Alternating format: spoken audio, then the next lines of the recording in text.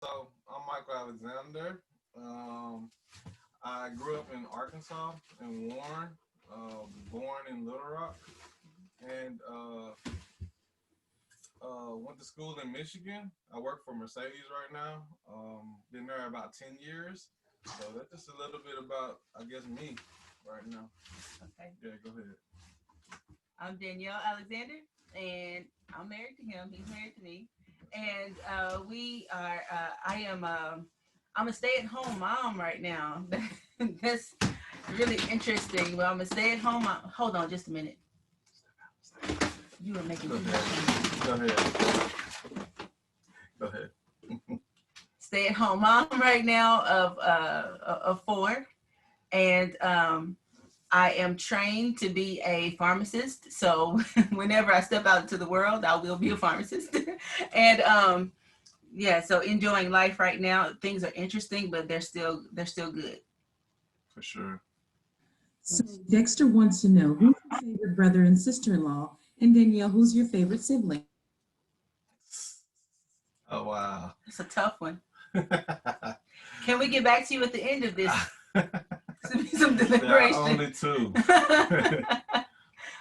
Natalie Smith is my favorite sister-in-law That's right. slash sibling, Oh, yeah. and nah, I take that back.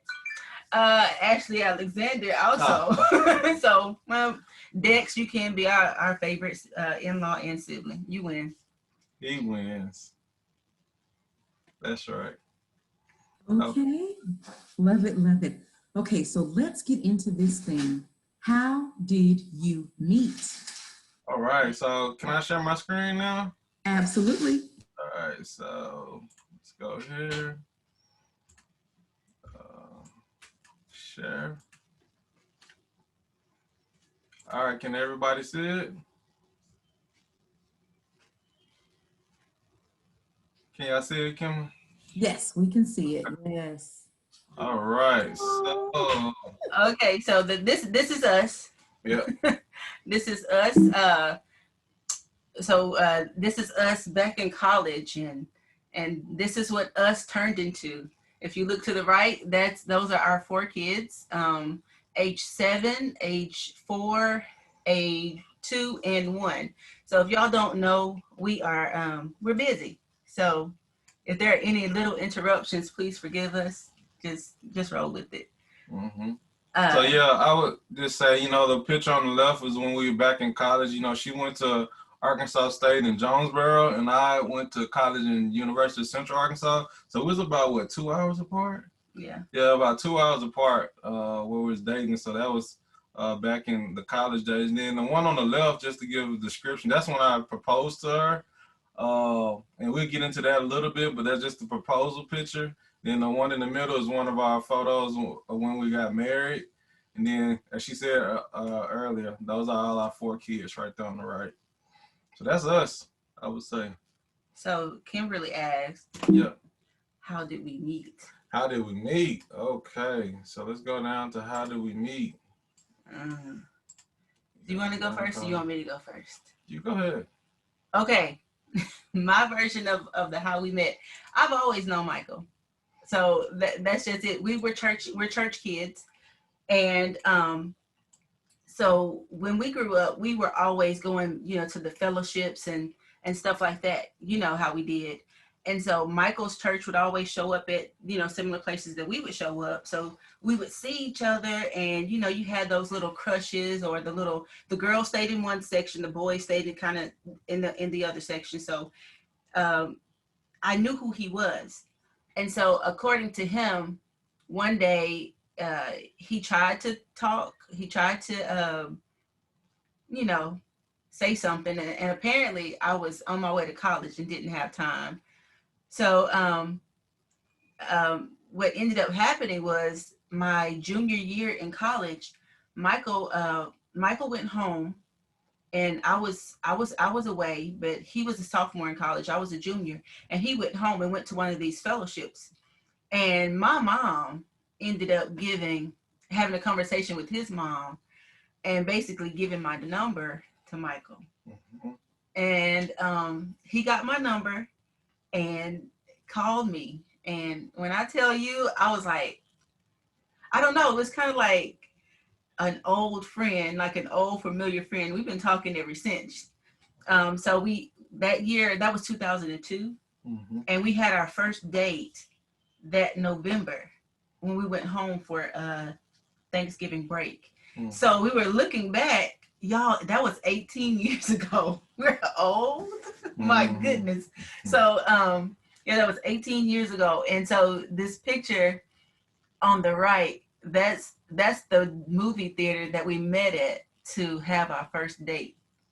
So I'll let him explain the details of how this all works, because we didn't grow up in the same hometown. Our hometowns are 2 hours apart. Yeah. So I'll let him take over with his version of the story. So I'll give y'all my version of the story. So she alluded to, I tried to basically talk to her when we was at a fellowship, because I remember the first time I seen her, I was like, man, this girl tall. I don't know who she is. I was talking to one of my friends. I'm like, man, I'm gonna try to talk to her. She taller than me, but I'm still trying to talk to her. And I remember talking to her, and she kind of just like blew me off. She's like, yeah, I'm finna go to Arkansas State, blah, blah, blah, and just kind of like walked off like, I ain't got time for you, basically. So I was just like, all right, cool. I shot my shot, and then obviously did not work. So that happened, and then I remembered that, and then as you can see in the chart here, I grew up in Warren, she grew up in Waldo, and then the colleges, you see how spread apart we were. And I remember one day my mom, I was talking to her in my apartment with a couple of other my college roommates, and we was talking and whatever. My mom gave me her number, and I was like, man, I'm gonna call this girl and just see what she talking about, just to see how she doing or whatever. Nothing serious. It was like one of them. It was like one of them things. I was like kind of bored. I was like, man, let me just call her and see what she doing. So I called her, and then what was so funny is one of my best friends to this day, like I had her on speakerphone. He was like, man, this girl got a little bit of aggression in her, Mike. What you gonna do with that? Like, I don't know. I just kind of played it off or whatever, but it was one of them things that's how we started talking. And then, like she said, we met at that theater in El Dorado, which is the halfway point, as you can see on the map. That's the halfway point where we just met and went to the movies there, and that's when we first met. Well, that's when we officially started the date, I would say. I get to know each other. Right?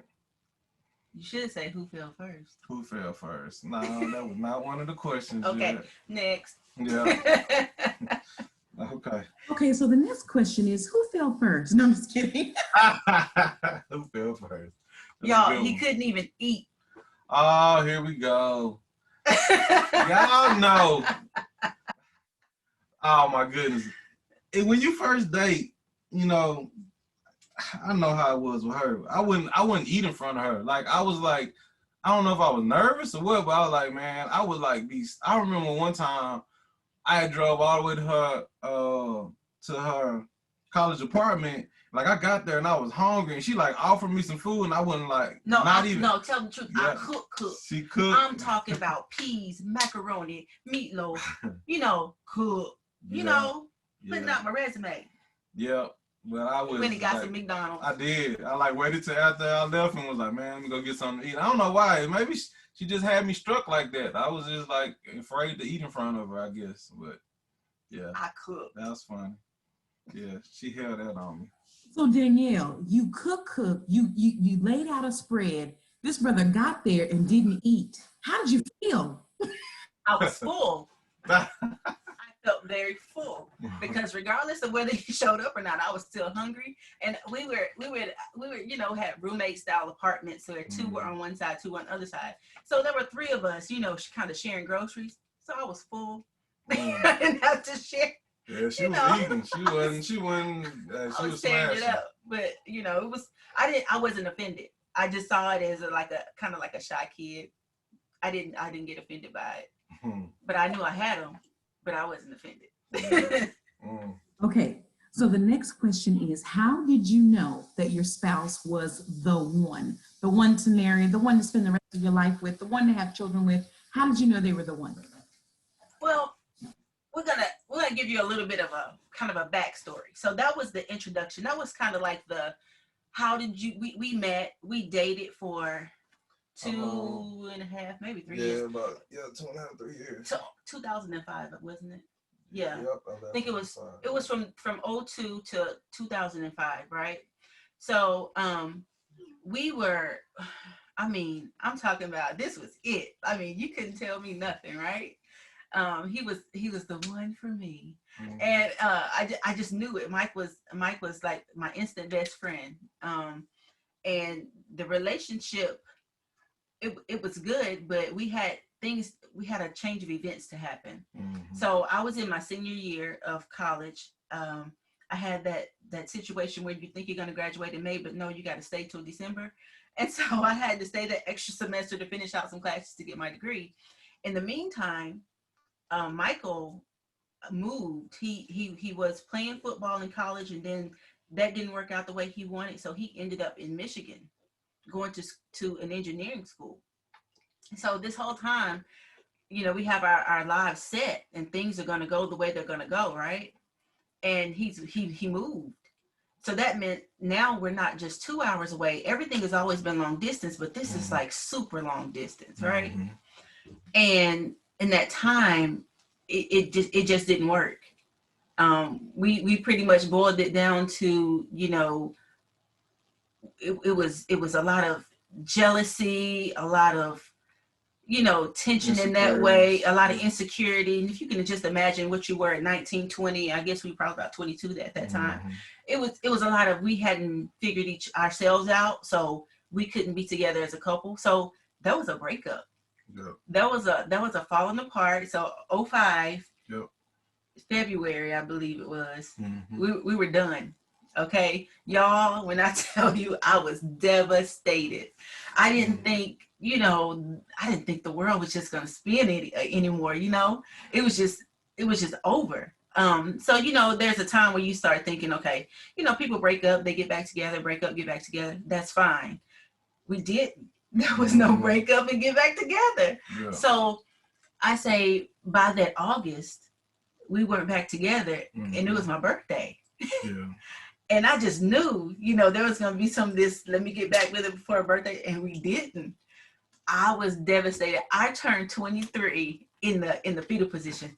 I can't believe he didn't come back to me. Mm-hmm. So, you know, that whole breakup at that time, it was that big in my life. You know, now you look at it, you're like, no, that shouldn't have been that big, but it really was. But what it revealed to me was that, in hindsight, that Michael had become an idol in my life, and that wasn't right. That wasn't where he should have been. The idea of, you know how you know how it is, like when you grow up in church and you're given all these standards to live by, and when you finally meet somebody that is in the same church and y'all sharing the same faith and the same belief system, and how refreshing that could be. And for that to be taken away, I'm like, no, I thought I had it. I thought I had it under control. I thought this was it, right? And it wasn't. And I was secure in feeling like this was my husband. So when that happened, we went through a 4-year period of not being together. Mm-hmm. And in that 4-year period, I say maybe about a year and a half into it, probably 2, probably by the time I was 25, I accepted that we weren't together and that we weren't going to be together. And this is the way that it was going to be, right? Mm-hmm. Now, we were still friends. Every time I moved, I told him. Every time he moved, he told me. I mean, everything. We were telling each other pretty much everything within a respectful realm, because the feelings were still there. But we were still friends. We still remained in contact. I mean, everything from I can't pass a class, so I'm trying to get to the next level in this, so I'm trying to get a promotion in that. We shared it. Mm-hmm. So there was never like a disconnect. But I will tell you, in that time, I learned a lot about who I was. I learned a lot about who God was. I grew so much in that time. I mean, it was just a blessing to be single in dating and not in that particular relationship, because I don't think I would have put God in his rightful place had I still been with him.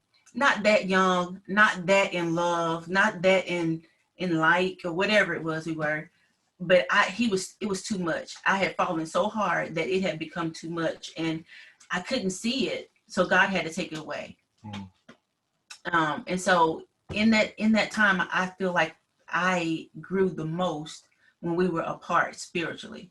And right now I just appreciate that time that we were apart because I needed it. And God knows that I needed it. Mm. You want to talk about your part? That's good. Yeah.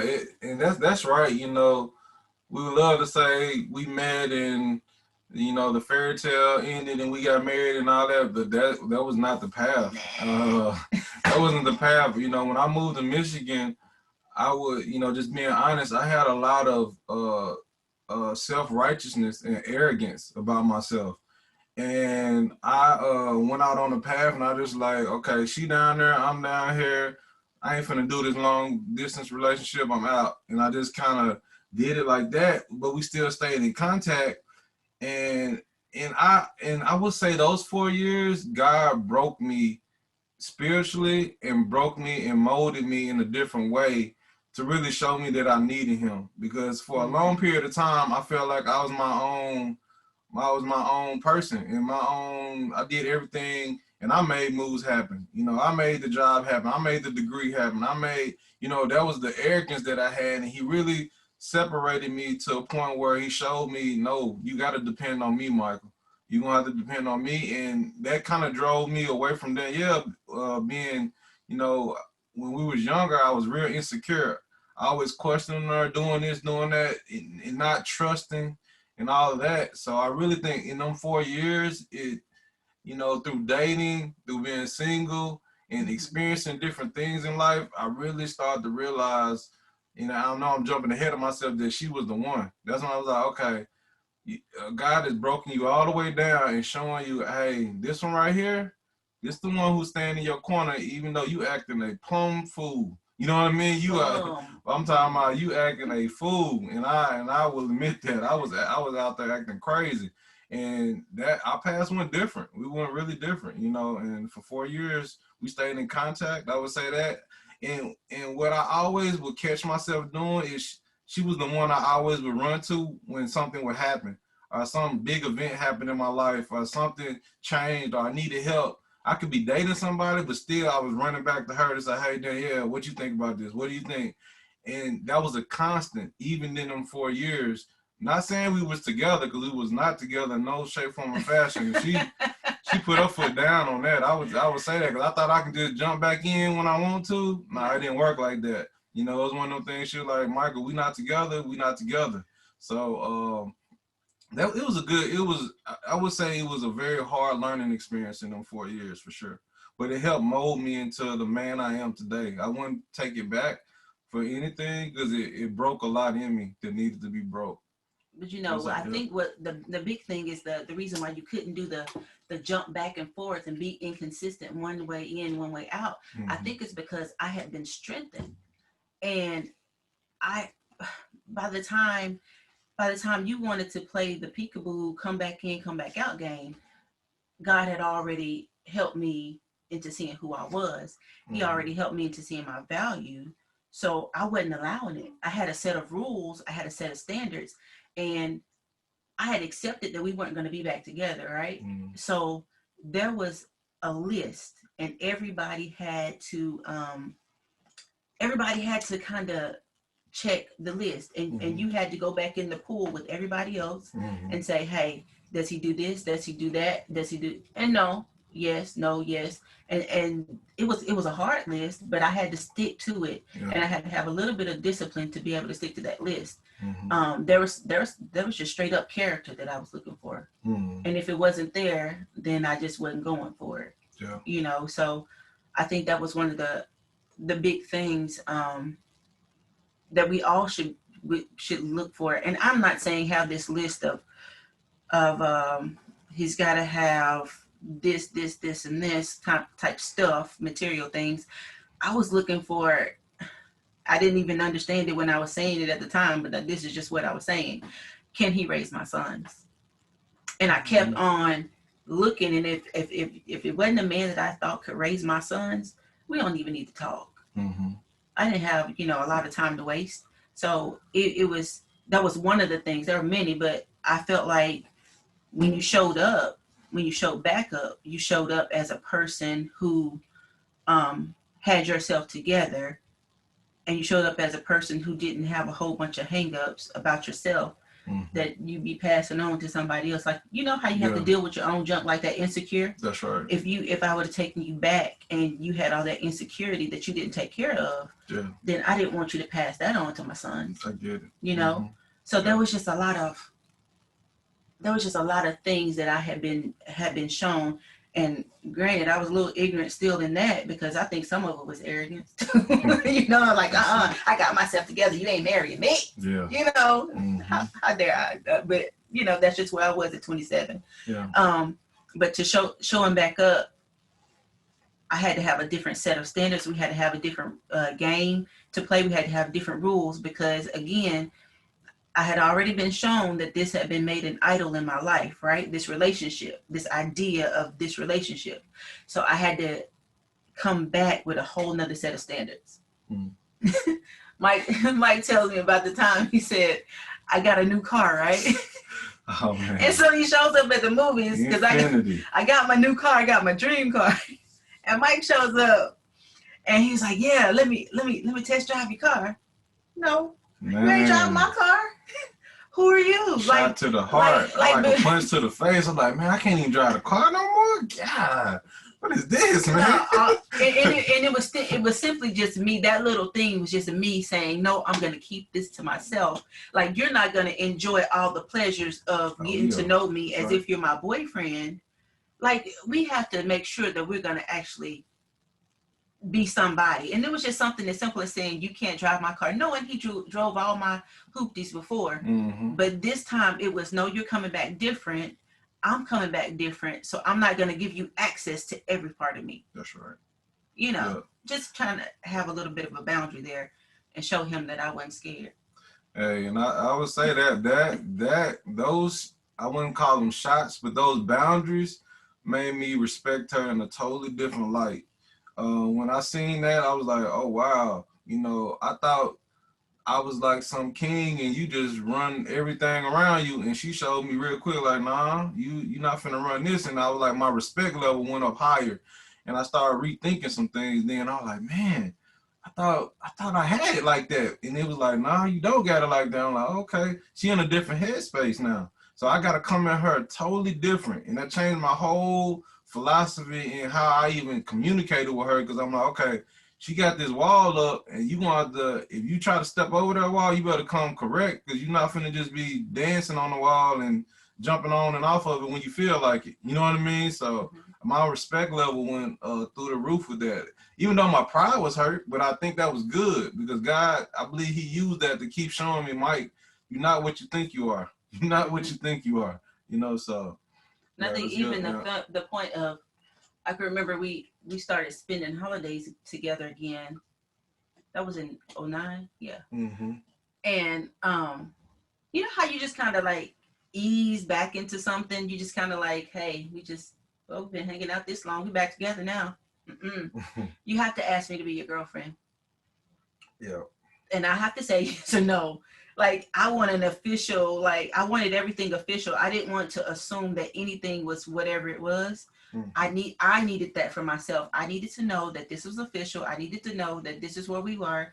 And I needed to know that, I need you to know that if we get together now, we're not breaking up.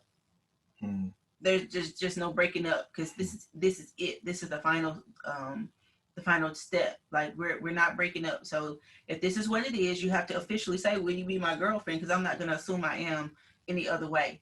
Another boundary, another roadblock. I just had to put that line in the sand to say that we're not just going to walk around here assuming what we are. We're going to call it, we're going to name it, and we're going to act like it.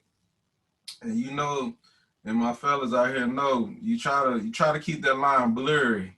You just like, you don't really want to say nothing. You're like, okay, we cool. So I ain't really got to say you my girlfriend.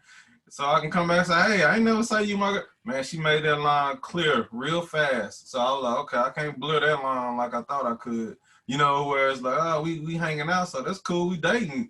But no, it's like, am I your girlfriend or not? Because I need to know that. So it was some things, I would say, really opened my eyes to some things that changed me, I would say. So yeah, that's right. Now let's get to her question. You want to get down to her question? She asked us The the question. next slide.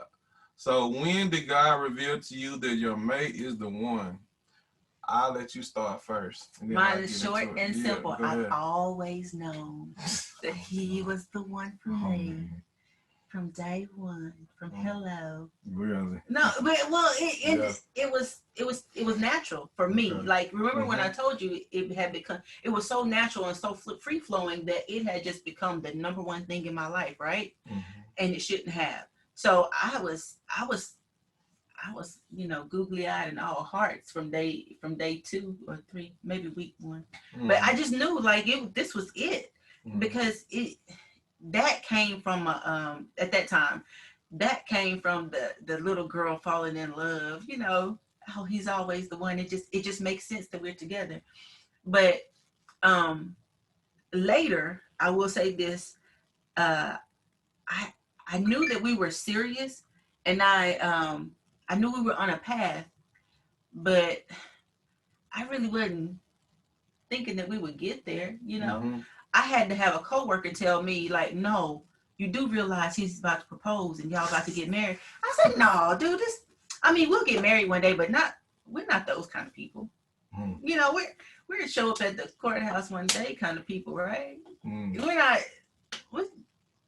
So I just I was going along with phase 2 of the relationship, just thinking that we were gonna get married, but just not, you know, not like that. But one of the things is that to even like be in a relationship, there was some, like I said, there was the checklist, and one of the things is he gonna put me first? Like, is he gonna sacrifice for me? Is he gonna make things happen for me? Is he gonna show his love as opposed to just trying to tell me? And I'll tell you this one thing. No, this was after the proposal. Oh, I'll tell you this one. Okay, so I gone back to school. I gone back to school, right? And I was gonna finish my prerequisites for pharmacy. So I gone back to school, and I gotten laid off in 2009, and I decided that I was gonna take the recession time to go back to school, and I didn't count the cost. So when I didn't count the cost properly of what, you know, the student loans, and I was gonna do the 401k and flip that around, and, you know, I was gonna be fine for the next 2 years or so until I got into school.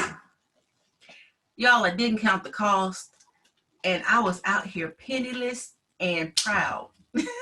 I was penniless and proud because I did not want to call home and say, you know, what I needed, like for real. But I didn't really, you know, I really did need it. I needed gas because I needed to go to another campus to take classes.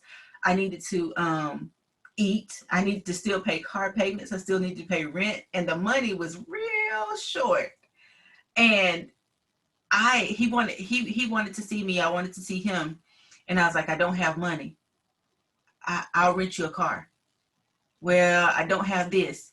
I'll take care of it. And it's not necessarily saying that it's about money, but it's about, you know, being able to know that if he had to make some sacrifices to make it happen, that he would, and he was willing to do that. The fact that he was willing to do that on that end, and every time I made a move, I was in Jonesboro, no, Searcy, and he was in Tuscaloosa. That was about 7 hours down some very dark, scary roads. Okay, for him to come down those dark, scary roads every weekend, because I didn't have money to travel to go see him. It was him coming to see me every weekend or every other weekend. It was when I got ready to move, coming to pack my stuff up, coming to make sure I got to my next location safely, making sure that, you know, this one time, This- stop laughing. I know where you Stop going. laughing. That was funny. I moved to a new location and I was starting a new job. Moved to a new location and y'all, the housing situation was horrible. It was scary. I was moving into what I thought was an apartment by myself and it had to be flipped to a roommate style apartment. I walk in, pizza boxes everywhere, you know, just think nasty, think cats and think clothes and everything. I walked in so defeated. I had never seen her drop her head before like that. I'm talking about like, I remember sitting outside of the apartment complex and she just sat down on a rock and just had her head drop. Like, wouldn't even say He nothing. took a video I of was like, that. I took a video. I was like, I ain't never seen her look like this, so defeated. Like, she was defeated, man. I was defeated. And it was one of those situations like, if you can't leave, he couldn't just leave me there, right? Yeah. So, you know, he stayed and he made sure that I got to a different housing situation, moved my stuff into that situation, called off work, whatever he needed to do to make sure that I was secure before he left me in that spot. Now, before he was doing that, my parents were the only people who looked out for me like that. It was either them or it was me. And nobody else ever really looked out to make sure that I was that kind of okay. To stick around, to make sure, like, I know this is not a good ideal situation, but let me make sure you're secure before I leave you. Now, it's stuff like that that I'm looking for, you know, at that time. I'm looking for to make sure that I'm okay. Y'all, I didn't have to call home. I didn't have to call home to say what I don't have and what I didn't need. He was there for us to figure it out together. So, you know, when you start talking about looking for the one and how it's revealed, this was revealed over time. This is not something that was just all one day it all happened and it came to magic. Mm-hmm. But when you look back and you think about, okay, these are all the things that I'm looking for. These are all the things that I know, because let me tell you, I had a good example. I wasn't out here just looking for anybody based on what I read in a book. I had a good daddy. I had a good example of what to look for. I saw sacrifice and I knew what that looked like. And I knew what that looked like for a family. So if he couldn't sacrifice for just little old me right then, right there, how could he do that for my family? Again, could he raise my sons? And so that was one of the things. One of the many ways that I knew he was the one. But I'm gonna hush. I think I talked too much. Well, you good. That's good. No, I would say she said something that was critical. It was over time. It wasn't like I woke up one day, I was like, oh man, I think she the one. It was over time of consistently dating and getting to know each other that it developed. But I would tell you, when a light spark really went off and I was like, I dropped everything, like, okay, I'm going to get her. And this is it. You know, like, I can't see nothing else outside of her. So when the recession hit, I lost my job. I was working for GM as an engineer, have been working for about a year, and they walked me out. And they was like, hey, this your last day. And I was devastated. I'm like, I done went to school. I got an offer before I got out of school. This is it. I'm supposed to retire at this company, and that's not the way it worked. And the first person I called was her.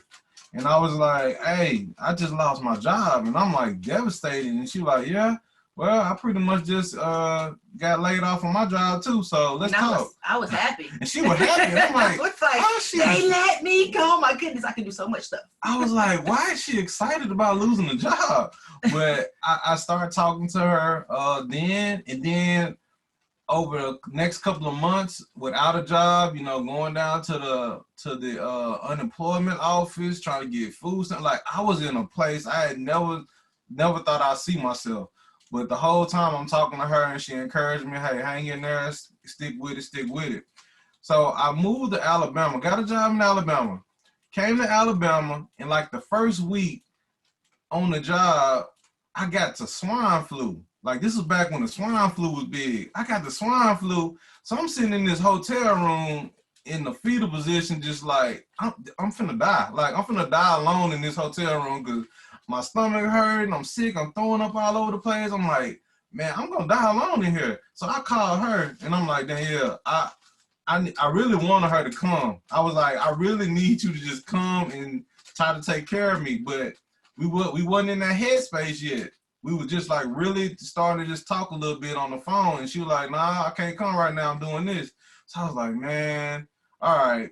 So got over that, and then that's when we started to date a little bit more and started to talk and drive and see each other. But when it really hit me was when I was sitting in that hotel room, I was like, Mike, every single time you in a situation, you run into her. Like, you're not calling your family, you're not calling nobody, you running straight to her every time.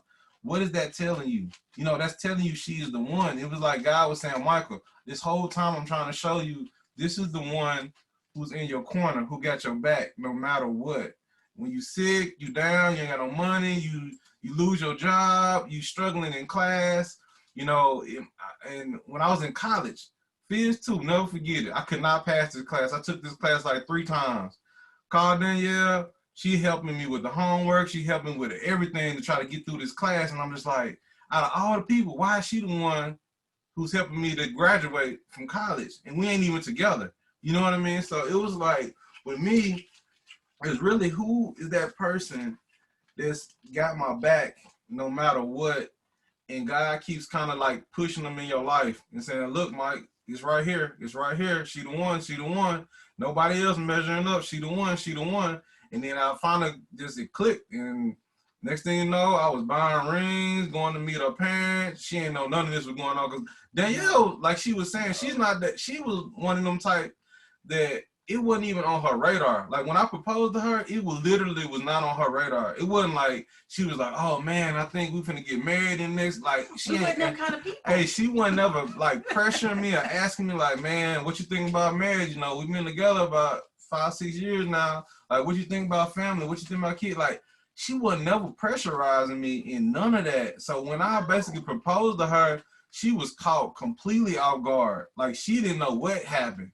And it was like, it took her a while to even realize what happened. But like me, I knew, like, I ain't never been that confident on a decision than I was on, like, this is the one I'm gonna propose to and marry. Like, I was confident. I wasn't second guessing myself. I wasn't like, is she the one? I don't know. Do I really want to do this? I don't know, man. Maybe I still need to do this now. It wasn't none of that. It was like, go.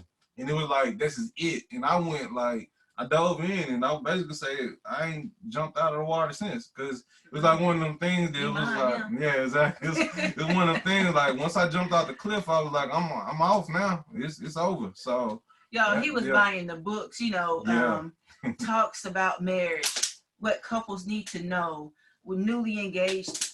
This was a Valentine's Day gift. Mm-hmm. I'm still oblivious. I'm like, wow, this is good information right here. You know, we need to be talking about this. This is good right here. Not thinking about the whole he's about to propose thing. I guess it just wasn't. I was happy doing whatever, you know. Mm-hmm. I knew we was gonna get married, but just not like that. Not like that. You know, not the whole big proposal. Come on down. I got you. I got you. Okay. All right. Kim, what's your next question? Because we'll talk all day. Yeah. Now, this is so good and rich. I have preached about 17 and a half sermons just in this time. Oh my gosh. Thank you all. So okay. All right. So there's some things I just want to emphasize. I want to go back here just a little bit. Come on. Okay. So I just want to say, I said it in the chat, but so often in this current climate that we're in, we hear this thing like, well, you know, men outnumber women, and you gotta be bad. You gotta show him that you love him. You gotta show him that you're gonna have his back and all that. And in other words, it's like you as the woman need to be Christ in the relationship, right? You need to be the sacrificing and the helping and the doing and he's like sitting back like church, just waiting on you to come and sacrifice. And so I think that what you're telling us right here is, when you follow a godly pattern and you don't just come up with these random, well, you know how hard it is for Black men because they've been through slavery and blah, blah, blah, blah, and do all that stuff. When you follow God's pattern, it works. Try to follow the world's pattern and some foolishness, it doesn't work. So if you want to talk to us more about that, we would love it. I think that,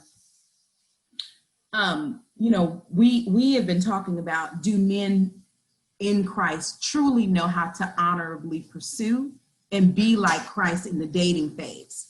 So If you want to talk about that, please do. We was gonna. That's like my fourth slide. We was gonna get into. So we're gonna get We into it. shall Want to get into it, it? but I Let's will do say, it. I will say Let's do this it. right here. Phase one, that first phase one, I will say that there will be no boundaries in phase one of who I was. Mhm. That was that little girl who's just, oh, so happy I found you. Mhm. And then just forgot all the godly principles. I'm talking about anything your mom ever taught you, you just threw it out the window because here go this man, Mhm. right? And so what you do is you let your guard down and he becomes your idol. He becomes your everything. And you do start to sacrifice. So you do everything opposite of Ephesians 5. You do everything opposite, right? And so then you end up like I was. Well, you'll either end up, hey, sticking it out, y'all together, but then it's kind of a jacked up situation, marriage wise. Or you end up like I was, like in the pits, you know, down on your luck. Like people don't even see me as a type even capable of being in the pits in the fetal position over a man. But let me tell you, this one, yep, that was me, right? But that's where I was because of where he had gotten me to, or where I had allowed the relationship to get to. So us phase two, what I had to do is I had to put some boundaries up. I had to put some walls up. So if he is not pursuing you the way that you feel like a godly man should pursue you, somebody will. Somebody will. So just stop it right there and move on. Don't worry about the shortage, whatever shortage it is. I don't know. I don't even know nothing about that. But if there's a shortage, then let that be what it is. That's not your problem, right? Because if he designed you to be a wife and you're supposed to be somebody's wife, then you have to start believing that you and acting like he's going to bring you to that point. Acting like he's going to, there's that faith, right? So in acting like that, there were some privileges this brother just couldn't have second go round. Phase two, he just couldn't drive my car. Phase two, he just wasn't coming over here when he got ready. Phase two, he wasn't texting me to my, hey, what you doing? What you doing? See, and there's that, that aggression, but I had to do what I had to do to protect my heart.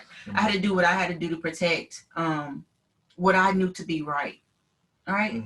Because I don't have any man bashing, horrible man stories. I don't have any of those too much. Like the worst thing I ever went through was with him, just that whole breakup and stuff. But because I always kind of had a standard, and we have to know that if we're going to complain about what they're not, we have to consider what we are. They're only going to do what we allow them to do. They're only going to act the way. So like he said, he wanted to keep the line kind of blurry. Well, we're not living in blurred lines. That's not where we live. We're not living in a gray space. Either we are or we're not. And I'm cool with it if we're not. Because I just happen to believe that if this was for me, then this is where I was going to be. Regardless of how googly-eyed I was, he wasn't going to treat me any kind of way. And it's like, I almost had to go back. I actually moved back in with my parents for a time period, right? And I think that was helpful in that time that we were broken up, because I got a chance to be reminded of the standard. I got a chance to actually see, we were going through a pretty rough time where my mom was sick, and I got to see the standard. I got to see the man taking care of the woman the way that it was supposed to be done in sickness and in health. I got a chance to be reminded. And I think that was a blessing. I didn't even think about that until now, that how much that was even an influence then. Like I could stand and be confident, like, nope, that's not it right there, because that's not what I see. So it's if you want to, my thing is, if you want to talk about what they're not, you have to think about what you are. And they can only do what we allow them to do. That's right. And I think from the man's perspective, what I would say from a man's view is this sacrifice and this servant mentality. Men have to learn to get, because as Kim was stating, these guys, it's like them sitting at the church and we were just watching the woman do everything, and you need to show your worth before I show you my worth. But it really doesn't work that way. Like you really have to let your guard down and be willing to sacrifice for her and pursue her and try to you know, if you're pursuing a woman and y'all want to go to that marriage level, you need to start doing the things that, you know, require, you know, protecting, you know, like she was saying, making sure she was okay before she left that apartment. Make sure, you know, nobody's taking advantage of her. You start that early, and you start giving of yourself early so that the sacrifices can be recognized. So, you know, I was the exact type, like Kim, you said. I was sitting back, okay, what y'all gonna show me? You know what I mean? You show me, you got yourself together, you got you a job, you got you a degree, you got your house, you got your car, you got all your stuff together, then maybe I might entertain you a little bit, but it really don't work like that. I had to really learn to work on myself and say, Michael, do you got a job? Are you gonna be able to provide for your wife? Are you gonna be able to provide and take care of her? Are you gonna be able to protect her? Are you gonna be able to, are you gonna have to start doing them things? So I had to really self-reflect a lot on myself and make sure that I'm good and that, you know, she's not coming to the table with all the gains, and I'm just kind of there to observe and choose if I want it or not, basically. Yeah, that don't really matter anyway. Yeah. Right? Yeah. A lot of stuff that's on our list of what we want, it don't really matter. Yeah. Yeah. And something that just sticks out to me with that is if you really look at the biblical example of Jesus, it's sacrifice. A lot of it's sacrifice. And it took me as a man a long time to truly understand that, because we'll give to ourselves all day long. I'm a man, I make my own, I do my own, and you'll walk around with that type of chips on your shoulder. And you look at the strongest, most powerful person to walk this earth, he was washing feet. He was serving. So that's a mentality that I think as men, and you'll see that as a woman, you'll know a man's heart when you start seeing how he sacrificed for you. True that. True that.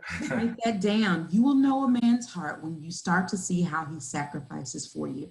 You know, this is so good, juicy, and good and wonderful. You know, one thing that I think about is, you know, the Bible says the older women that widows are only supposed to marry in the Lord, and I very rarely heard anyone talk about that.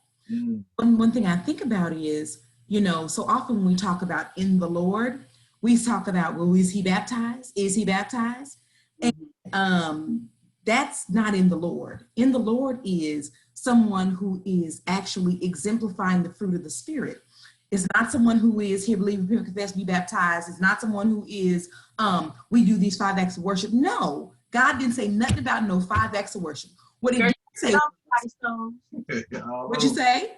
Get off somebody's toes, man. Well, I'm just saying, I think so often, particularly with men, they think that the meekness, the gentleness, the kindness, the long suffering are women's traits.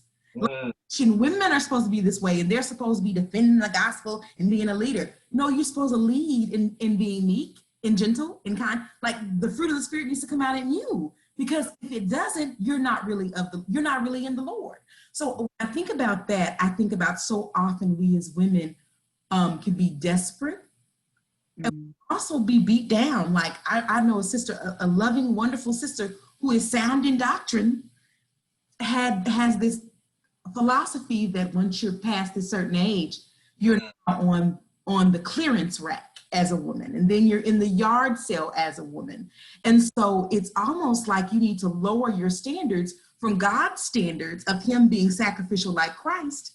Lower your standards down and accept what it is, and then, you know, and then love him like Christ. And it's like, that's not God's way. That's not God's way at all, you know? And so I think just hearing you all's story, this is so different than what the world is telling us we need to do, and even what the church is trying to pressure us to do. Well, you know, sisters, he needs someone who looks good. Yeah, that's true.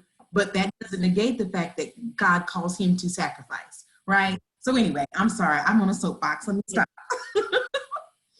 All right, so the next questions have to do with the kingdom. How has the kingdom blessed your marriage? And one thing, I see Brother Larry Rudolph, I don't even know who these amazing men are, but they're in the chat blowing it up. Good job, brothers. But how has the kingdom blessed your marriage? And I know someone said that Danielle saw it in her house. She saw that sacrificial husband love in her house, and that's kingdom right there. But anyway, how has the kingdom blessed your marriage? You want to start? Yeah, go ahead. You start. You on the Well, left side. Okay. Well, let me just do this. Go ahead. Because people like Brother Larry Rudolph are the people Mm, who we know who support, he and his wife exactly. support That's right. us in our marriage, and that's what we need, guys. We got to stick together, whether you're single, whether you're married, you're trying to achieve the same goals. We have to have people like them and others who will encourage you, people in the kingdom who will encourage you, who will help you in your dark days. Oh yeah, because Oh. that brother Larry you talking about right now, early marriage, he's seen some dark days with us. Oh yeah. So Oh him and yeah. his wife know us very, very intimately, I would say. I bet y'all didn't think that we was gonna say y'all names, huh? Mm-hmm. But yeah, it's true. As the couples, as married couples in the Lord, you really need other couples that's striving to be kingdom business and about the word and really deep, really rooted in the word. And I think some people underestimate that. Mm-hmm. You know, they don't understand that, you know, the church is a very powerful tool. And I would say that has fed into our marriage like you would not believe. Older couples, younger couples, couples in our Dex and Natalie, our age couples, all of us feed into each other's marriage, and it's critical. It's critical because if you do it by yourself, man, you'll be out here thinking you'll be doing some crazy stuff. And then you, not only that, you'll be thinking that you're the only one. Yeah, that's right. You're the only one going through something. You're the only one having a hard time. You're the only one with this kind of struggle, and you're not. And so that's what's so good about working with other couples is that you don't feel like you're alone. Yeah, that's right. In this, because we all need to encourage one another. That's right. So back to our slide. Yeah, so teamwork. This allows the perfect opportunity to work together. You know, we can do more together than we can apart. And so I feel like now that we have come together as a couple, he has some strengths, like this whole PowerPoint and stuff. Like this is Mike's thing. He's a visual person. Me, I come on here and I'll talk you to death, but he kind of keeps us on task with the way he thinks, that kind of type A, let's get the job done thinking. I'm not like that. I'm all over the place. We'll be here 5 hours. So we get to help each other. We get to like support each other and encourage each other. Let me tell you, I have often said, I'm nobody's teacher. I won't teach nothing. I don't care what you say, right? I won't speak in front of anybody. That's not my thing. And Mr. Encouragement here has always pushed, not I'll say nudge, because if you push me, I'm gonna be like, get off me. Oh yeah. But he knows how to, like, you know, and that little gentle nudge. And sometimes that's what you need. You need somebody to, like, you know how you have a little kid that'll do like the Easter speech and they'll mess it all up and they be like, that's my baby, look at you. That's him for me. So whenever I'm trying to do anything, I don't care how messed up it is, it's like, there goes my baby, you know. So we need that. So we need that in each other. And I don't think if he wasn't a godly man, he wouldn't understand what he needed to do for me to encourage me in that way. So that's one. So my side was teamwork, help, support, and encourage, and not hush.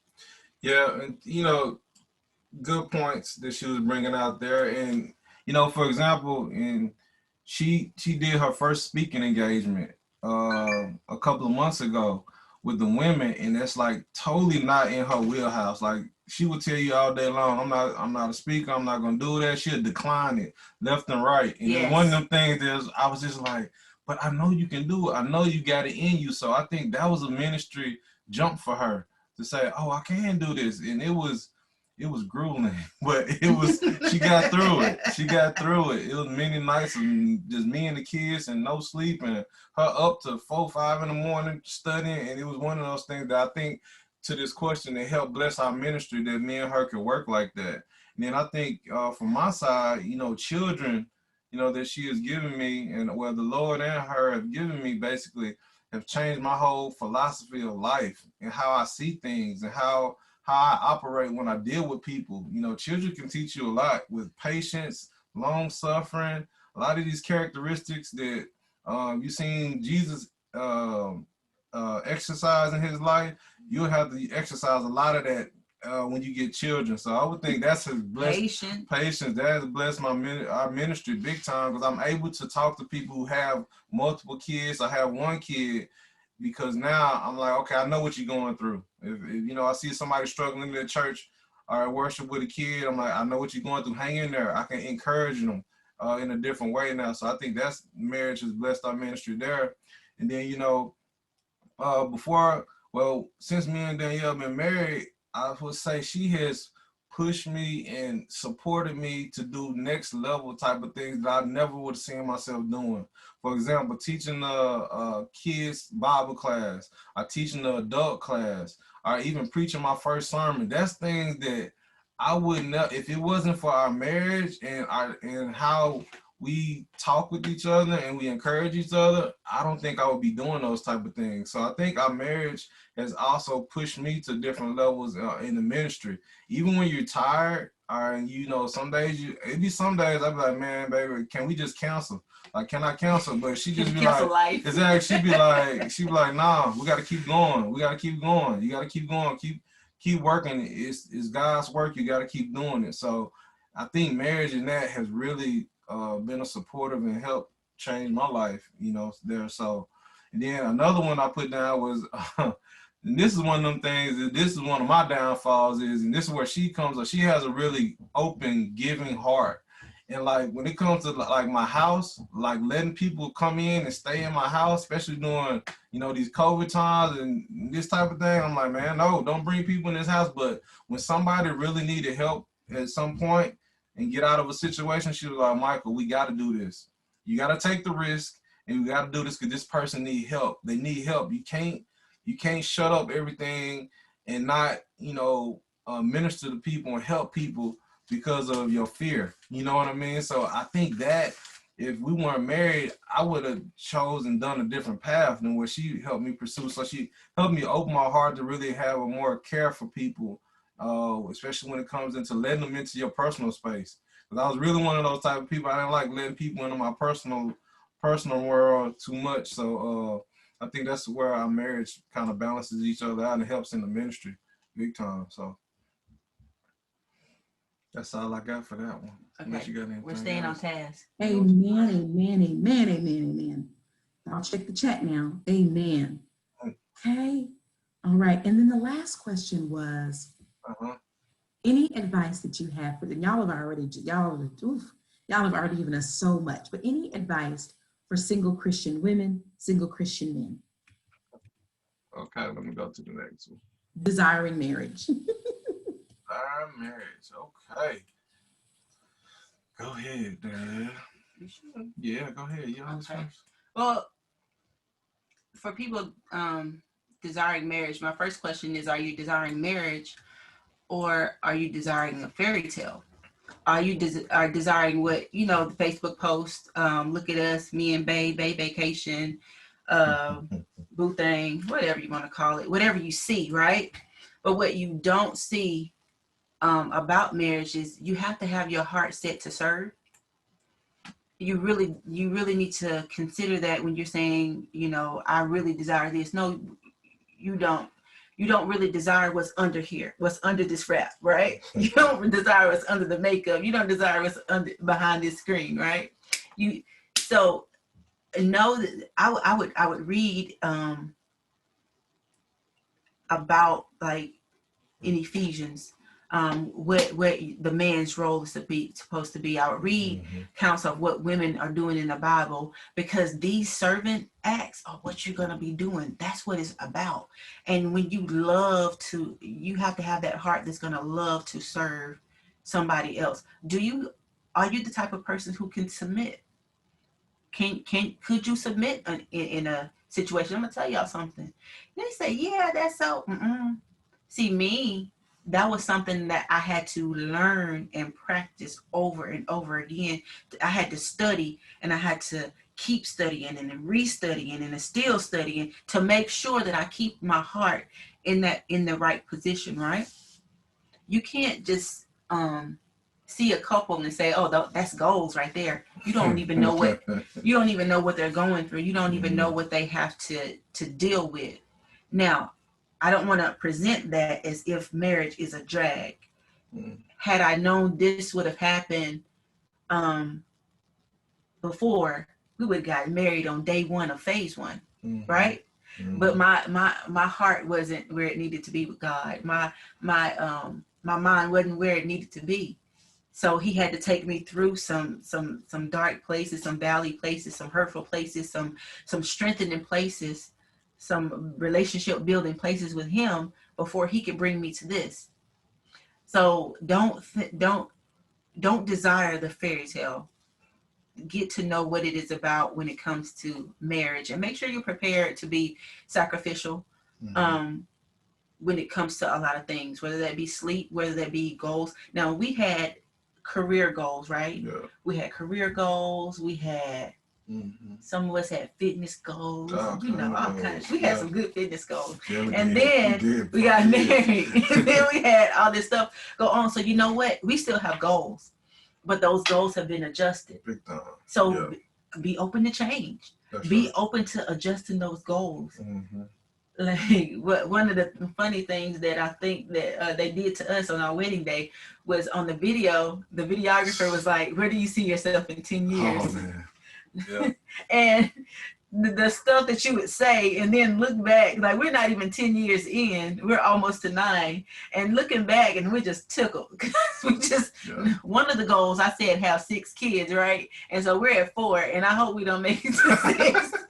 But just we said that not from goals of a marriage, but just really from goals of a single person. That's right. So those things have changed, and it's been good. And if you're not open to change, I think what you'll end up doing is resenting that person because you're not flexible. So know what you're getting into. Know that you're getting into a blessed position, but it does require some sacrifice. And don't just look at the Facebook pictures and say, those are goals. That's bae right there. Like, whatever. This is bae though. Yeah. Work on being the type of person somebody would like to marry. Now, if you know you're out here in these streets, in whatever way that is, pull that in. Whatever way that is, pull that in. There comes a point where what you're desiring is a covenantal relationship between you, him, and God, right? Be a godly woman. Be a godly man.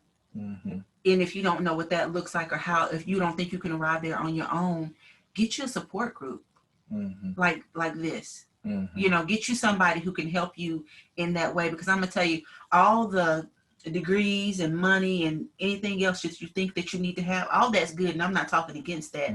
But the most important thing that you can have is a relationship with God. Seeking him, seeking his way. You're gonna need him to make it. Individually and collectively. That's right. And I can't stress that enough.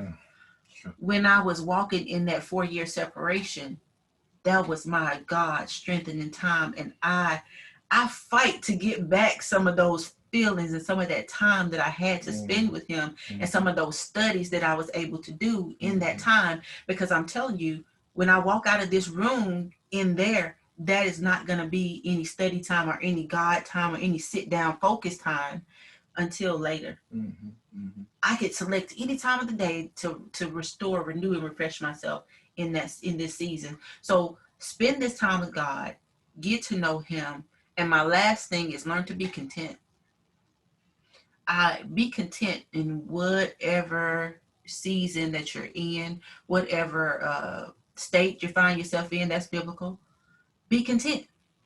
Because if you can't settle down, if you can't settle yourself down while you're single, and if your heart can't be settled while you're single, don't think that being married is going to change that. Those goals that you think that you should have, those bae goals you think you should have, and y'all are not there yet. That time when y'all can't seem to stop fighting, and now your heart's not settled here, And so it's out there looking for something else. And now you find yourself being unfaithful to God, being unfaithful to your husband. Be content. Mhm. Be settled. And wherever. Not saying that you shouldn't have goals, not saying that you shouldn't have stuff to aim for, but find yourself in that happy place, and you're only going to find that contentment in the Lord. That's right. Not saying you don't have goals of careers and education. That's great. Be content in the Lord. Let him lead you. Learn what that looks like. Learn what that feels like. That contentment, because when I started drawing that line in the sand, I was drawing that line in the sand because I was cool with whichever way that went. When it was time to get married, the reason why it wasn't clicking that we were about to get engaged, when he's buying me books on what to talk about with marriage, I'm like, it was 3 books. I didn't get it because I was content. I wasn't clamoring after that thing. It was going to come. I trusted the Lord that it was going to come. My mom and my mama prepared me to be a wife. One of the things, I had a turning point where I gotten accepted. Now, I told you this whole time my individual goal was to be a pharmacist, right? And I was going to school, and everything I did was going toward that goal, right? Well, I got it. I got in. I got into school in Arkansas where I wanted to be. But he proposed. Do y'all know what I had to, I sat down with myself, and I had to make a choice of where I wanted to be and what I wanted to do. And one of the things was, I can either go to school for 4 years and get this training and be this, and I might be good at it, may not. Or I can go for what I've been trained to be my whole life. My mom's been training me to be a wife. She's been showing me how to do this. I know how to do this. I'm going to go with this. So, not to interrupt, yeah, guys, that was a turning point also in my life where another light bulb flashed off in my head and said, oh, she the one. When she gonna choose basically you over one of her lifetime goals, come on now. You know what I mean? What more signs do I need God to keep showing me? But that was another one that it kind of clicked in my brain, like, yep, this is the right decision. You made the right decision, Mike. You made the right decision in proposing to her. You know what I mean? Go ahead. So, and not saying I had to, like, we could have made it work some other way, but I knew that I was prepared for this more than I was that, and that could come later, and which did. It all worked out. God blessed it. Yeah. That's right. Okay, this is the point where I be quiet because. Okay. Yeah. All right. So I guess I took mine from more the single man perspective on what advice I would give them. The main advice I would give very first is set your foundation. Get a foundational relationship with God, and what I mean by that is, I would say one of the closest times I got to God was when I got laid off, and I had no other crutch or handicap that could come aid or give me comfort during the time. Because I basically felt like I lost everything when I lost my job. So then it was like, then God was like, okay, now what you gonna do? You got to turn to me. I done took away your job that you idolized. I took away the career you idolized, and you don't have a woman to come run and basically rub your head and tell you everything gonna be okay. So now what you gonna do? Mom and daddy can't come up here and save you and give you a job next week. So I really got some of my most beneficial and foundational relationships with God during those times that I was like, okay, God, when the tough times come in life, when you got no money, when you got nothing, God is going to still be there. He's going to be that constant. And even in this life, even being married, when we have any type of disagreements, and which they're going to happen, God is still that constant. You got to have that as your foundation, and your marriage got to work in operating that in that foundation of God, because in God, that's how I learned how to forgive. That's how I learned how to move past arguments and move past things that we're going through, because in his word, I've seen how he's forgiven people. So your foundation has to be God, and it's got to be your center, because in marriage, you're going to run through tough times, but it's going to be the most beautiful, most satisfying relationship you'll ever have in your life is to your spouse. is something that can never be touched. You know, right under God is basically my spouse, and that relationship and that intimacy that we have spiritually, it can't be touched. So I would say make sure you have a set foundation in God, and then prepare yourself to be a husband. And what I mean by that is start practicing sacrifice. You know, you can do things like, you know, if you single, you know, volunteer at the church to do some things, you know, clean up after a fellowship, you know, go serve the needy, go practice these acts of service. Practice these acts of service and say, what can I do to deny myself? Instead of me going out and hanging out with my boys, what can I do to help the community? What can I do to push God's agenda in this kingdom? What can I do to do that? Start practicing this acts of sacrifice, because as a husband, you're gonna have to have that. You're gonna have to have that, because it's gonna be a lot of things that's basically on your shoulders, and you're gonna have to give of yourself and say, okay, I know I want to do this, but I got to think about the greater cause. I got to think about the bigger picture, which is my family. So I would say you can practice that before being married, sacrificing and trying to give of yourself. Yeah, that would be my main two things. Get that relationship with God, because that's gonna be your crutch. Lord knows that's gonna be your crutch in dark times and hard times and loss and deaths and all these different financial. When you ain't got no money, you trying to figure out how in the world I'm gonna pay this light bill, and all of a sudden, you know, your homeboy come through and say, "Hey man, here, you can hold this." You know, hey man, here come this check from this financial institution that you don't forgot about 10 years ago. It's like, always keep that connection with God. Always keep that connection with God. I know you will hear that as cliche, and people, oh, keep God first. Literally, life will start showing you that you got to keep them in there. Because if not, you'll start breaking. So, yeah, that'll be my main thing. Yeah, and you said something. You said keep God first. Like, what does that look like? Spend some time with Him, please. That's what it is. Just start with that. If I don't know what it looks like to keep God first, spend some time. And when I say spend some time, His words are written in the Bible for you to read. Spend some time in the Word. Start with that. Spend some time in the Word. Spend some time in prayer. This goes for both men and women. Start there. Start there. Start your day off, or just, even if you can't, you may not be a morning person, set that time aside, but spend some time with Him. That's right. Get to know Him. You get to know the Creator. You get to know the created. Yeah, that's right. Get to know yourself. That's right. That's good. That's all I got for that. That's it. Boom. That's it. Good job. Hey, I know I haven't been keeping up with the chat. Has any Kimberly, has any questions that we need to answer been up in this chat? Yes, there have been. My sister Janet has some excellent questions. Okay. Questions, and I'm trying to find it. But one of her questions was, what personality traits were you willing to compromise on? Personality traits.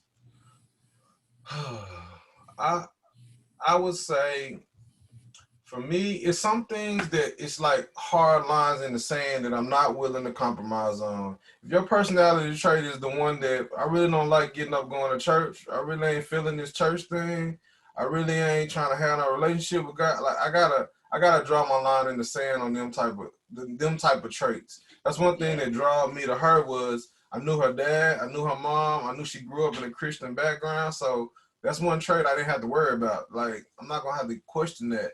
But you know, if you're not an early morning person, and you don't like waking up in the morning and talking to people, I can deal with that. Some things I'm gonna have to deal with.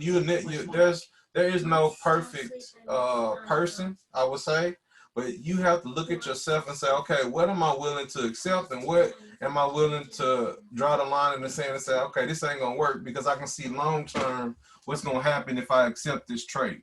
You see what I'm saying? So I think that all kind of sounds like laziness. Laziness was a trait that I just could not tolerate, because that laziness translated spiritual and physical. Like, you don't want to get up and go to work. You don't want to do anything else to make that extra jump to the next level. You don't want to push yourself. You don't.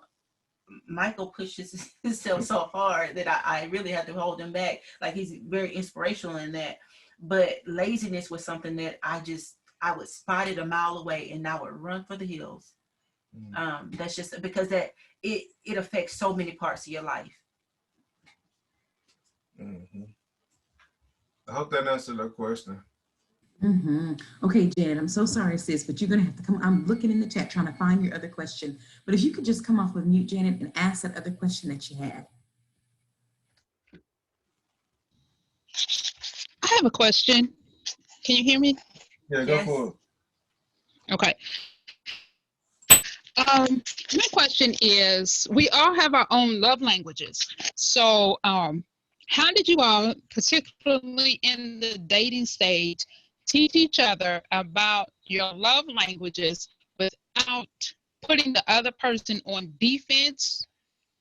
Does that make sense? Oh yeah, that makes sense to me. Go ahead. Yeah, like I think now one of the things, like people say these love languages or whatever, I studied Mike. I like, you know, I studied him. So he didn't necessarily have to teach me like in so much, but I studied him enough because I really liked him, you know. And that's another thing. If somebody really likes you, they kind of studying you, right? And so we get lost in these terms of love language, but really like being attentive is how you learn what somebody likes. So you don't necessarily, and this might be a bad thing, but I don't think that I would necessarily even tell him anything, because I wanted to know if he was pursuing me and if he was studying me like I was studying him. So like he didn't have to tell me that he liked acts of service, right? Or if he likes that good old pat on the back. I knew because I studied him. So sometimes we want everybody to know like our specific thing that we like. I want you to know this about me because I want you to get it. But what if I didn't tell you? What if I didn't tell you exactly what it was and that you liked me so much that you actually studied who I was, like you paid attention to who I was and you learned by your observation. Kind of like how we do with life. Everything in life isn't laid out, right? Yeah. But what if we observed what we really wanted? Because I say this a lot. I had to know, and I have to know today, and there are some things that happened today that I have to know that this man wanted me and that he came for me.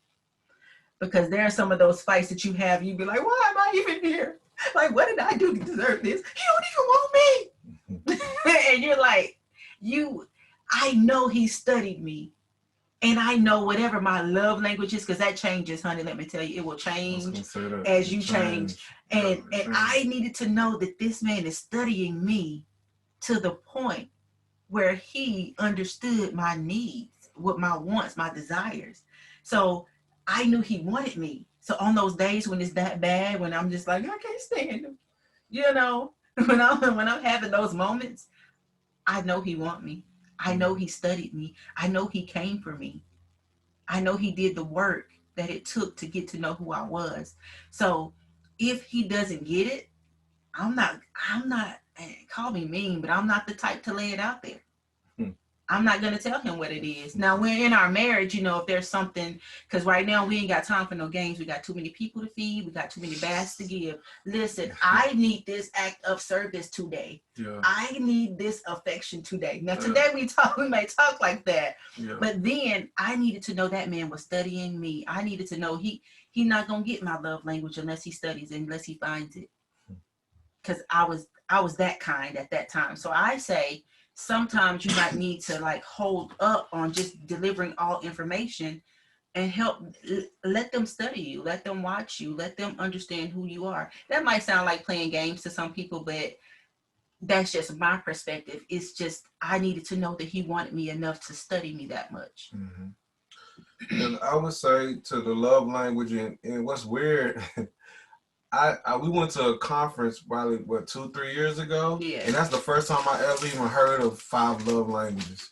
So given my background and how I grew up and how I saw life, I didn't even know what love languages were.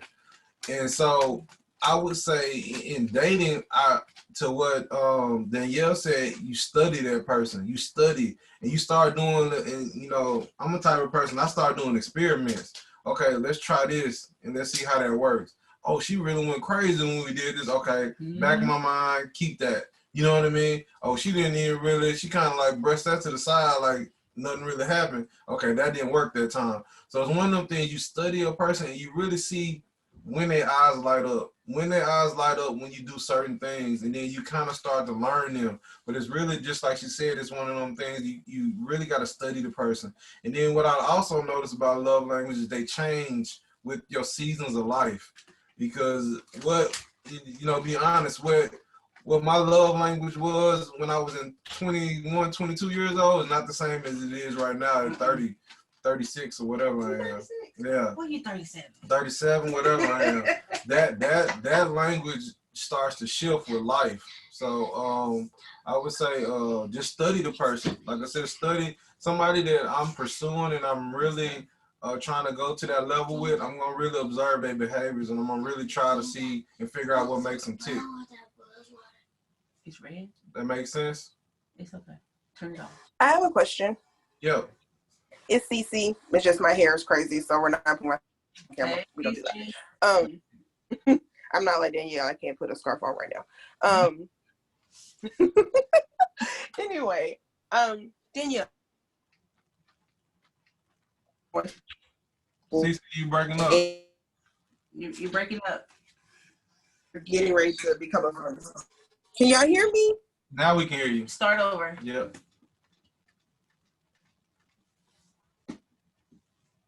Uh-oh.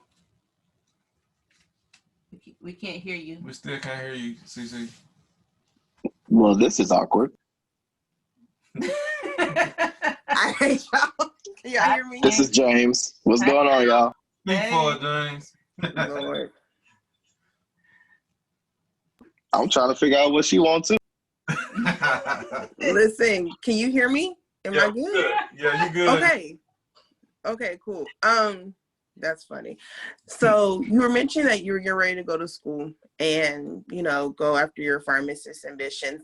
One of the questions I had typed was, how did you, well, I forgot how I typed it, but this is what I meant.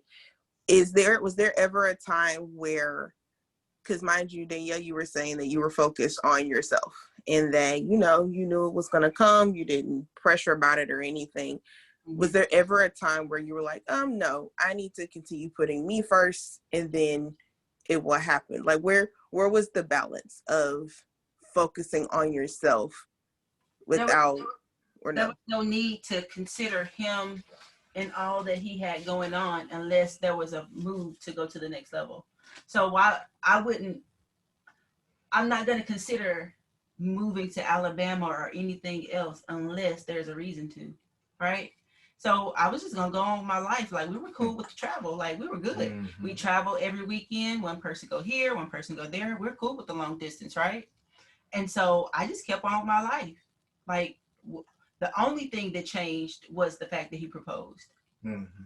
Literally, like that's the thing that said, okay, well maybe you should consider, something different. I said yes. So what did I say yes to? Mm-hmm. So since I said yes to him, that meant that I was ready to start a life with him. So then I had to start considering my next move and how that would affect him. But prior to that particular point, nope. Mm-mm. Nah. Yeah. I got you. Yeah. Thanks, you guys. Miss y'all. Yeah. It's you too, CC. All right, what else? Okay, Archie, it sounds like I see Archie in the chat says he needs to reply to something that Brother Mike said. So Archie, go ahead. Hello, how everyone doing? Hey, how you doing? Hi, working. Something that both of you said that I found very intriguing because I'm studying in that area, restudying in that area. Where your wife said to you that how you was there for her. Mm-hmm. And this was after you had proposed, correct? Mm-hmm. Which one? That what's unique after the proposal of that, I just was in a conversation with a few people and in my own study that, and I have said time and time again, I love that story because it let me know that through my studying that the Spirit has guided me in my thoughts and what's right. That when you commit yourself to someone, I always share with the brothers, don't wait till you become a husband to be a husband. Be a husband while you're pursuing her. Mm-hmm. What I love about what you just shared is that when we that are brothers, you have within a conscious decision that you know without a doubt that this woman you're going to marry. Mm-hmm. Well, you shouldn't be slacking, because if you know in your heart that you have chosen her and selected her to be your wife, Yeah. walk as if you're her husband, yet you haven't went through the tradition of That's the marriage. Yeah. Because the Bible, in my studying, what you did, brother, in one of my studying, correct me if I'm wrong, when you made that decision to propose to her, you enter a contract with her. Mm-hmm. She agreed that contract. Now, this is a biblical principle. Mm-hmm. So you couldn't act like you were just y'all dating and y'all cool and spending time. No, you understood your commitment and vow to one another that you had to walk as her husband while engaged to her, Mm-hmm. while you was betrothed or in spouse engaged to her, Mm-hmm. Mm-hmm. because you knew that you still had to be the head, the lead, and not saying yourself that, oh, I'm gonna be her husband. You walked in that. Yeah. Yeah. And I like what you're saying, Archie, about, I'm not going to wait till, as that picture shows, when the man says, y'all now husband and wife, to start trying to walk in that path. You know what I mean? Once I proposed, it's over. Like Even before that. Yeah, before that. Yeah, exactly. It was really, even before that pursuit, it was over where my eyes were only fixed on her. And start making sure I'm providing and helping her where she needs to, so that even her trust can be there. So she don't think once they get married, I don't know what I'm about to get into. I don't know what is he gonna take care of me? Is he gonna, all these second questions coming out of in her head. You know what I mean? So it's one of them things that I had to show myself that, okay, I'm serious about this. This is not just a game, or I'm just trying to roll the dice and see what happens type of relationship. And I had to know what I was saying yes to. That's right. What am I saying yes to? Like, you have to show something along the way, and I'm not. You have to have boundaries, but there's some sort of way you show that you will provide or protect, or sacrifice. You have to show that along the way, so that when I say yes, I need to know what I'm saying yes to. That's right. That's right. That's exactly right. Did I answer your question, Brother Arch? Yes, you did. Okay. I got confirmation through the Spirit based upon what you said from my studying. Awesome. All right. Anything else? It's good. Really good questions. Appreciate the question.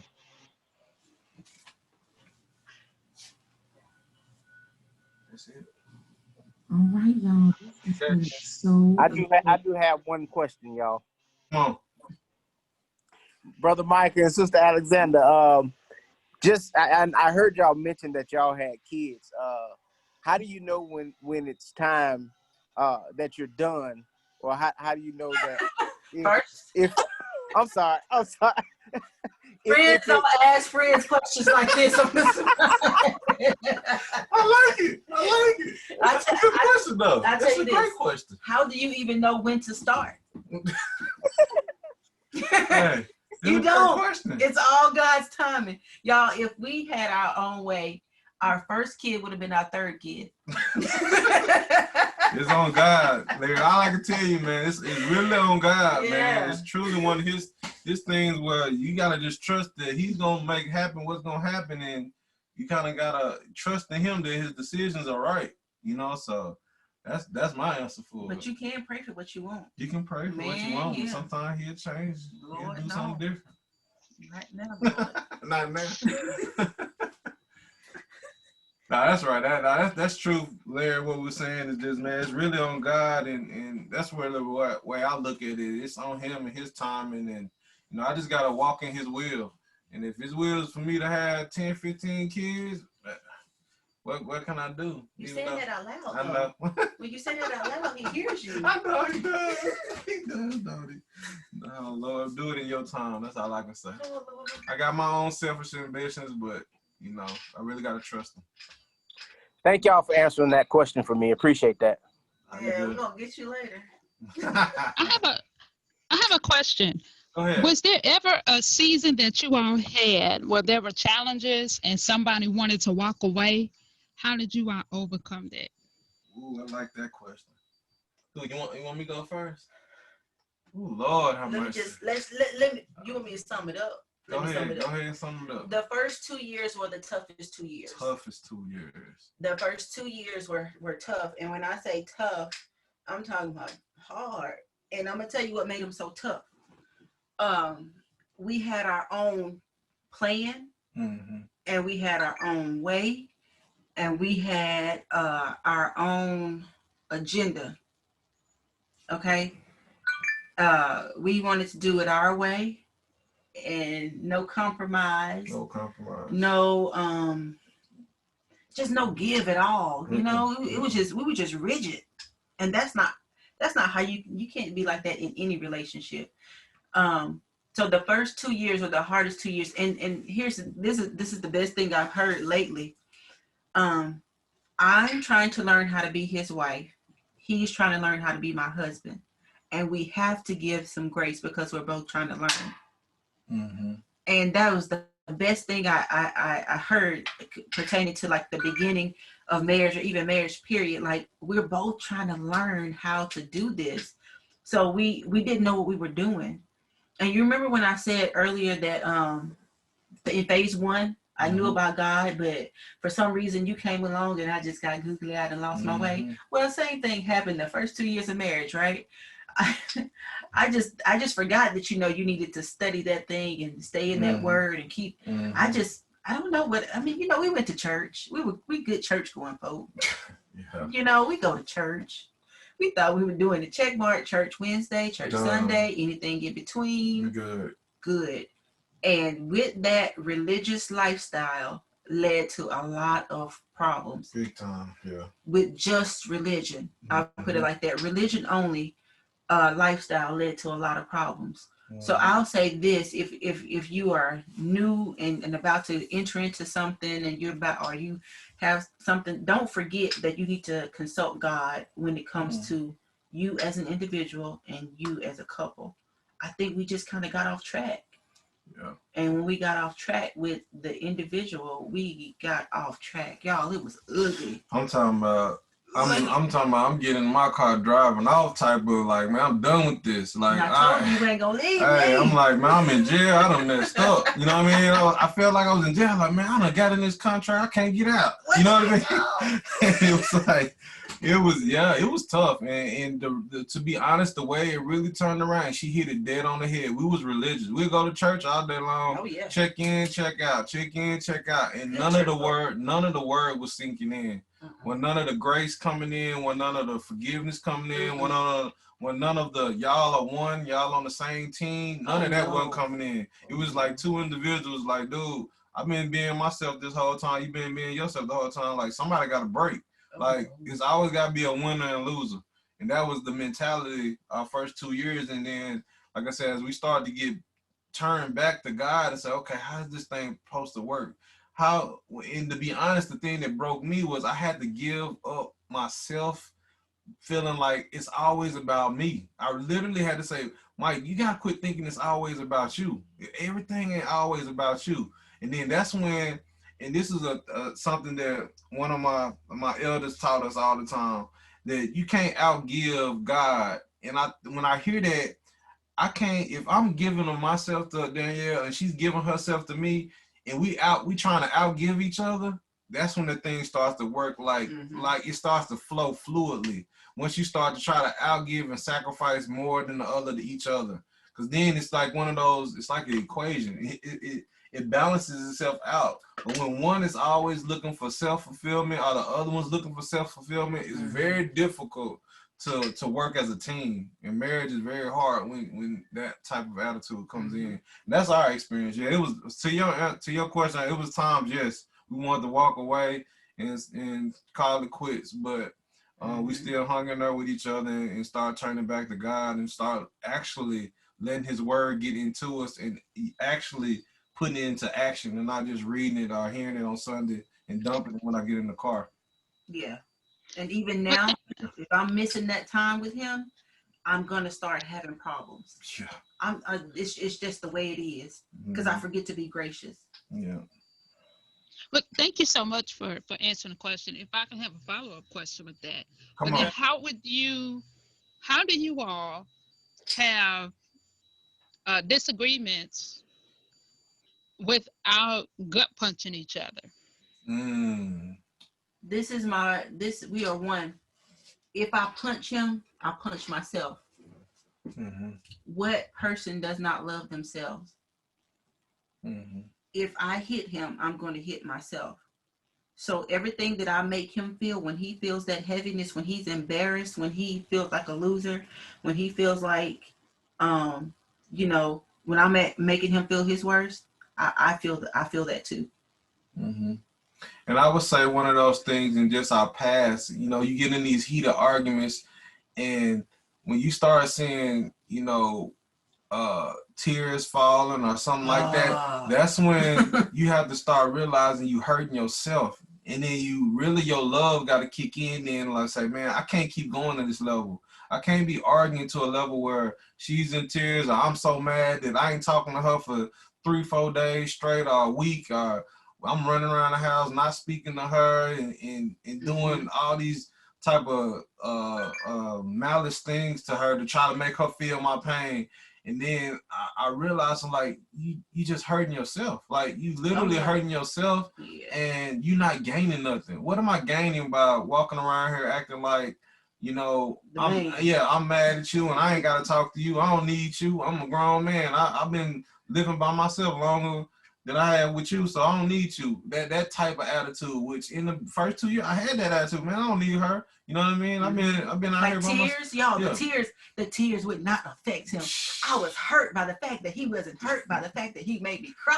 Man, shoot. Now, man, that stuff. That was layers. That was layers. Yeah, that's right. But then as your relationship starts to shift, man, if I see her cry or something now, dude, I'm breaking down like, what do I got to do? What did I do wrong? I'm trying to correct it. Like, ASAP, you know what I mean? I'm apologizing left and right. I'm trying not to see her hurt like that, but that came in time. Yeah. We didn't wake up like that. It came over time where we really started to get to know each other, and you started seeing where like hurting each other is not gaining nothing. It doesn't gain anything, just two hurt people. And that's another thing. So when when you see couples and you say, oh, that's goals right there. You got to know that there's some stuff that you still got to go through to get to your goals. This is tough. Now, our nature says fight. Exactly. But that's when we have to consult the Lord, and when we can't consult him and get to the bottom of it on our own, that's when you have friends. That's when you call somebody. That's when you have people that, like, you stay connected to people who are going to always remind you of where you should be, that's right, how you should see it. Because naturally, y'all know the instinct is to fight back, but you need somebody to help you remember when you feel like that, how you should be. So stay connected to your friends. Stay close to godly counsel. That's important. Right. That's huge. Yeah. It's a game changer. That's right. Remember that answer? You know what you just said about time. That's a lesson that I'm working on, and it's so profound what you just said. Thank you. What's internal in heaven is a process in time. When it comes to our relationships and marriages, especially when it comes to marriages, your marriage is perfect eternally in heaven before God. But it's a process in time to be perfected. What's eternal was ordained by God. So what's eternal in heaven is a process in time. Mm-hmm. And I love when you stated that about time. Oh yeah. You gotta have it. All right, good. Any more questions? Did that answer, Coach Amber? Brother Rudolph says he has a question. Get ready. Come on. Come on with it. Okay, this is actually Brother Rudolph's other half. Hello, other half. Hi. My name is Connie, and I have a question.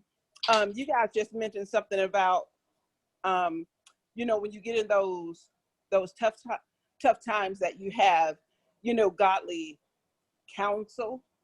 How do you gauge how much to let people into your relationship, and then where do you draw, you know, boundaries for people? Because, you know, I know a lot of times, even I guess culturally, we don't let people in a lot of times that we don't like when it looks like we need help. So how do you guys gauge that? That's a good question. I always got something to say. Yeah, I got. So I would give just my experience on this, and I would say when you growing with a couple and you're engaging in different activities with different couples in the church, I would say, because you just don't, every couple in the church you're not gonna be cool with. Every couple in the church not gonna be your friend. Every couple in the church is not gonna be the one that you need to draw close to. But as you start to, it happens very organically, because couples you will see it if you just step back and look at it in churches. Couples hang out with each other and talk to each other, they're drawn to each other, and you'll see them, they'll start communicating with each other, and it's one of those things that happens very organically. And sometimes you have to pursue that relationship, but you can tell.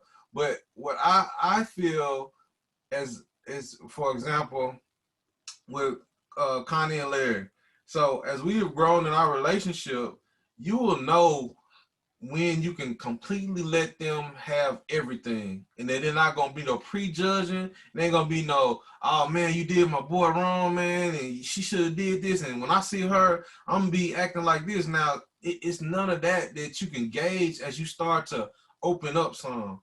And you know, usually, just honestly, you give as a feeder line. You just don't go in and dump all your problems. You just okay, I gave you this deep one. Okay, I gave you this deep one. I'm gonna go a little bit deeper and see how much that water you really can stand before it's like, oh, okay, man, I gotta go to God, because that was a little bit too much for you. You know what I mean? Mm-hmm. So Don't be mad when they can't handle it. Exactly.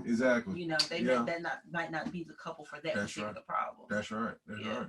But so what would you say? How would you say? Same thing. And I'm looking at the fruit now. Yeah. I'm looking at, when you give me counsel, is it really godly counsel? That's right. Not that, are you saying what I like to hear? That's exactly right. Yeah. Because just because I don't like it, is it the truth? No. Okay. Yeah. Yeah. Okay. Thank you so much.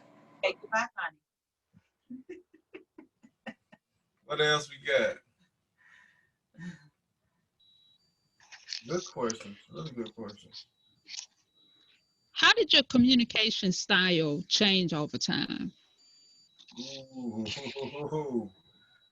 You want me to go for that? Mm-hmm. So my communication style, I would say, changed from saying exactly what came to my head to actually just being solid for a minute. So it was one of those things that now I start to run what I'm saying, what I'm about to say through my head before I say it, and say, okay, how would this make her feel?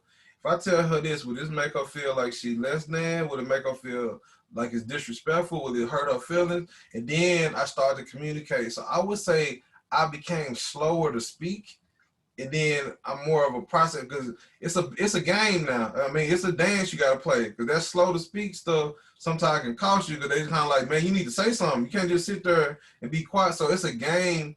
It's a dance, I would call it. You have to play with your conversation. But I would say it went from, I'm basically trying to hurt you and make you feel my pain, to, okay, did what I received, what she said to me, is that exactly what she meant? But she's not trying to hurt me. So, okay, maybe you just misread it. Hey, let's talk about that. Is this how you meant by that? So it went more into these questions instead of automatically defense mode, like, oh, you disrespecting me. Boom, I'm finna come at you like this. You know what I mean? So it went more of a, okay, process it, listen to her, ask clarifying questions to say, okay, is that what you meant? Because that's how this made me feel. More of a conversation than the boxing match, where as soon as they say one word, I pick that one word out of all the 10 words you done said, I picked that one and I'm running with it, saying that's the one that I felt the hurt from. I'm offended. You know what I mean? Yes. So I would say that's how my conversation has changed over time. I think it's getting better from the perspective of the whole silent treatment, y'all. That's a whole thing. Instead of being silent as a fighting technique, he's saying being silent to better understand the process to give a better answer. Mm-hmm. So I say, yeah, that's true. And then you're more considerate. For me, I feel like I'm more direct in my communication. I don't have time for the figure it out. Mm-hmm. I need for you to know today. I need you to know right now so that we can do something about whatever it is. I mean, go to the store and pick up some milk, as opposed to before it might be, so you know what I've been thinking? I've been thinking about maybe making some cake, and I kind of need some milk for that. Think you can get some from? No. Hey, go get me some milk. Thank you. Bye. Because I don't have time for the run around. So I'm a little bit more direct. I'm a little bit more tell exactly what I say, exactly what I mean, and mean what I say, as opposed to no more riddles. We don't have time for the figure it out game anymore. So it's more direct. And I will say, just trying to be more understanding in whatever it is. I mean, it don't necessarily have to be an argument. It's just talking. Yeah. It's about just talking, period. Make sure you're talking. Mm-hmm. Yeah, that's right. Okay. I think that's what I got from that too. I'm good with that. I know you all have those babies in there that they're sleeping, and they're probably awake now. Thank you all so much. We don't want to hold you all. Thank you so much. Y'all, this has been a whole ministering in of itself. So just want to say thank you so much.